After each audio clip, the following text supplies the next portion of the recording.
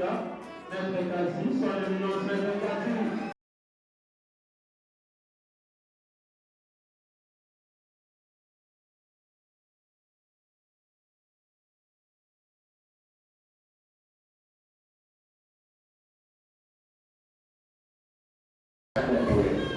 Parce que le gouvernement a vu que ce qui est plus important, c'est de pousser les Congolais à entreprendre. Parce qu'on était formés dans un sous-format avec l'enseignement belge qui nous poussait plus à être des demandeurs d'emploi. Lorsque vous terminez, nous les responsables, c'est tous les jours, j'ai l'honneur, j'ai l'honneur, j'ai l'honneur. Et vous savez la phrase que nous avons. Généralement, nous avons les regrets. Nous avons les regrets. Parce que pour qu'on engage, il faut qu'il y ait des places. Il faut que les gens passent en retraite. C'est compliqué. Mais vous avez la possibilité avec l'ANADEC qu'on vous aide. Si vous n'avez pas d'idée, on peut vous aider à trouver l'idée. Si vous avez une idée, on peut vous aider à transformer cette idée-là en projet. Et si vous avez un projet, on vous aide à transformer ces projets-là en entreprise. Et donc notre mission, c'est informer et former. Là, je suis dans le cadre de l'information. Lorsque vous avez cru au message, vous venez à l'ANADEC et on vous forme. Les deux jeunes qui développent déjà leur projet, je vais les inviter d'être entrés en contact avec le service pour qu'on voie dans quelle mesure on peut les accompagner dans la formation entrepreneuriale. Parce que nous avons des projets qui sont là, je vais vous montrer ce que nous faisons réellement. Quelle est notre vision? Nous voulons, dans les 10 prochaines années, que nous puissions accompagner les jeunes Congolais à créer des entreprises. Et notre target, c'est 1 500 000 entreprises. Et ce qui vont créer ces entreprises-là, c'est vous, les jeunes, et particulièrement les jeunes qui sont dans les milieux universitaires. Nous voulons également les gens qui sont dans l'informel, les amener vers la formalisation. Parce que s'ils sont toujours dans l'informel, les pays n'auront pas les moyens, les gens ne pourront pas être engagés. Et donc, le taux de chômage sera toujours important. Et donc, ça, c'est nos objectifs. Comment on le fait? On a des stratégies, c'est le développement des incubateurs. Parce qu'il est démontré que là, particulièrement pour les jeunes, il faut les accompagner de manière personnalisée à pouvoir créer. Parce que l'entrepreneuriat, c'est un processus. Il faut être doté des capacités. Vous pouvez commencer un bon projet, demain, vous rencontrez des obstacles, la concurrence et autres, vous vous découragez. Et donc, il faut un accompagnement personnalisé. Et ça, c'est ce que nous voulons réaliser. Dans les milieux universitaires, je parle avec Madame le DG, notre ambition, c'est d'avoir des incubateurs dans les milieux universitaires. Elle m'a parlé d'un centre qui est développé ici. On va voir dans quelle mesure on peut nouer partenariat pour que dans vos heures libres, vous pouvez venir là-bas.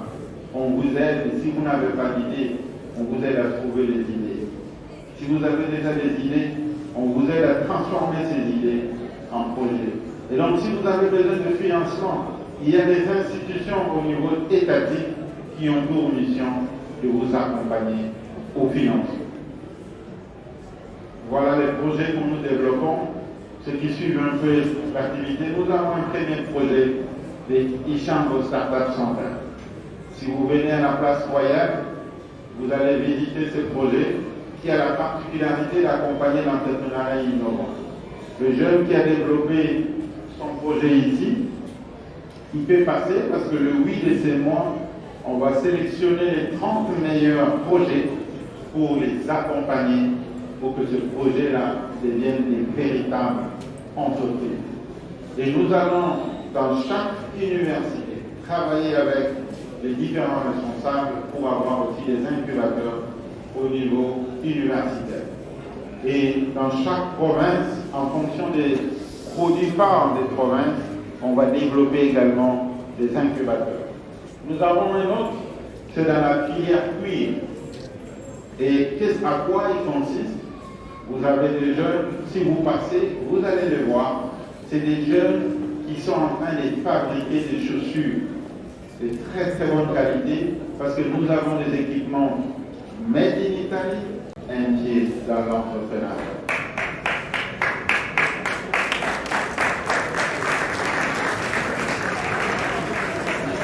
Et donc, j'ai illustré ça avec ces slides. Vous voyez votre collègue ici, étudiant, il est en jean, pour les accompagner s'ils ont des idées à transformer ces idées en projets et des projets en création d'entreprise. S'ils n'en ont pas, on les aide aussi à trouver ces idées-là de création d'entreprise. Nous avons parlé avec Madame le DG. Je pense que dans l'avenir, nous allons nouer un partenariat pour qu'au sein de cette institution, nous puissions développer un incubateur qui aura pour mission de pouvoir accompagner ces jeunes qui voudront bien développer les entreprises afin de pouvoir les matérialiser. Alors, on prend les chiffres dont vous avez vu là tout à l'heure. Il est carrément impossible de se laisser une place dans le monde des emploi qui sont RPC. Juste pour votre accompagnement de ce projet. Comme je l'ai dit, nous avons autour de 600 000 entreprises dans notre pays, dont 95% sont dans l'informel. Donc vous comprenez que la chance d'être embauché est extrêmement minime et nous avons une population essentiellement jeune. Ce que nous avons comme message aujourd'hui, c'est de dire à ces jeunes, particulièrement étudiants, qu'il est possible de créer parce que nous importons pratiquement avec 2 milliards de dollars les biens de consommation. Cela voudrait dire que c'est un marché, c'est un besoin. Et ce besoin peut être couvert par l'entrepreneuriat. Et donc ce jeune, nous on apporte un accompagnement technique, mais dans l'écosystème, il y a des institutions qui donnent également des financements. Vous savez, il y a le fonds de promotion de l'industrie, il y a également le fonds de garantie à l'entrepreneuriat, il y a l'autorité de régulation de la sous-traitance dans le secteur privé. C'est autant d'institutions que le gouvernement a mis en place. Il y a également l'Agence nationale pour la promotion des investissements. Il y a un écosystème entrepreneurial qui se développe aujourd'hui. Les jeunes doivent croire en eux, doivent changer de paradigme parce que c'est possible de devenir millionnaire, comme l'a dit le président de la République. Moi, c'est 100 millions. Des gens qui me connaissent. Des gens qui me connaissent. Depuis que je suis dans ce pays, dans ce domaine, savent que j'aide toujours. Et ce que je voulais dire aussi, c'est parce qu'il y a des gens qui font confusion. Lorsqu'un jeune vient chercher de l'aide, ce n'est pas seulement financièrement. Une aide, c'est un conseil. Une aide, c'est une oreille qui écoute. Une aide, c'est une expérience que l'on partage. Une aide, c'est un contact. C'est une recommandation pour une institution. Donc il y a 1000 qui vont l'aider. Et moi, de ce côté-là, en tout cas, n'allais pas rater. En tant qu'entrepreneur, on veut savoir quel est le secret de la réussite de Madame Nadia Paipai. Je pense que M. Israël nous doit tout dit. Il faut du courage, il faut de la détermination, il faut être ambitieux. Il ne faut pas avoir peur d'approcher les gens. Il ne faut surtout pas dormir sur ses lauriers. Il faut se lever et aller chercher. Si tu frappes à la porte, ils sont de ferme, frappe à la prochaine porte. Il y en aura toujours une qui sera ouverte. Mais pour ça, il faut être courageux. Un conseil à la jeunesse congolaise. Un conseil... Des motivations, en fait. Croyez en vos rêves. Moi, aujourd'hui, quand on me voit, on me dit « Ah, c'est facile, c'est la fille de... » Mon père n'avait rien. Ça, les gens ne le savent pas. Il a aidé sa maman à vendre des arachides pour là où il est aujourd'hui.